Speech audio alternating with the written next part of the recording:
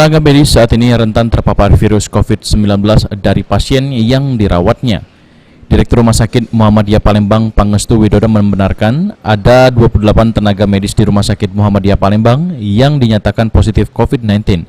Sejumlah tenaga medis ini terpapar setelah melakukan perawatan terhadap seorang pasien positif COVID-19 pada 17 April yang lalu. Hal itu diketahui setelah manajemen memutuskan untuk melakukan rapid test kepada 29 tenaga medis yang diduga menjalin kontak langsung dengan pasien. Rapid test menunjukkan hasil negatif, namun kemudian dilanjutkan pemeriksaan swab test atau PCR pada 5 Mei. Ternyata hasilnya keluar pada 12 Mei, di mana dari 29 sampel yang dikirim, 28 diantaranya dinyatakan positif COVID-19.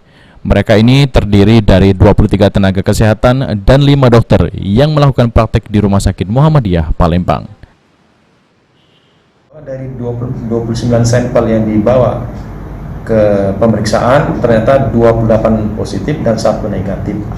Dengan rincian 23 orang nakes kita, 1 pasien dan 5 dokter yang berpraktek di rumah sakit kita yang confirm positif.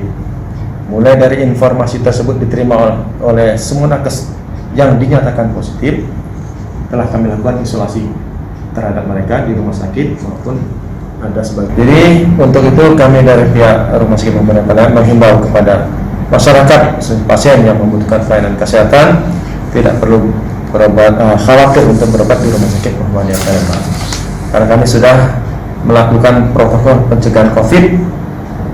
Dan selain menggunakan APD bagi nakes, juga meminta semua yang memasuki kawasan rumah sakit wajib menggunakan masker dan melakukan cuci tangan dan physical distancing dan banyak lagi hal.